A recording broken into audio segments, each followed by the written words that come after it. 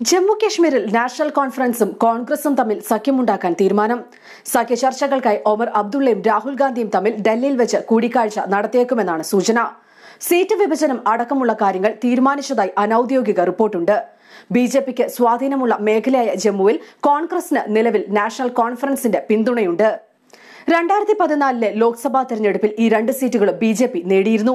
കശ്മീരിൽ കോൺഗ്രസ് നേരത്തെ നാഷണൽ കോൺഫറൻസിനെ പിന്തുണച്ചിരുന്നുവെങ്കിലും 3 സീറ്റുകളും PDPയാണ് നേടിയത്.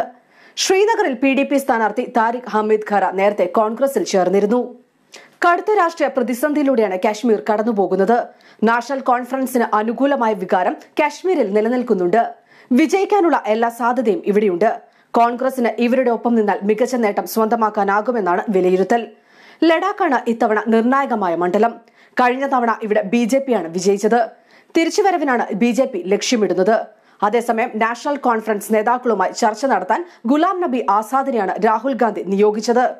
സംസ്ഥാനത്തെ തെരഞ്ഞെടുപ്പ് പ്രവർത്തനങ്ങളുടെ ചുമതലയും ഗുലാം നബി ആസാദിനാണ്. കഴിഞ്ഞ ദിവസം സഖ്യം പടിവാതിൽക്കൽ എത്തിയതായി രാഹുൽ ഗാന്ധി പറഞ്ഞിരുന്നു.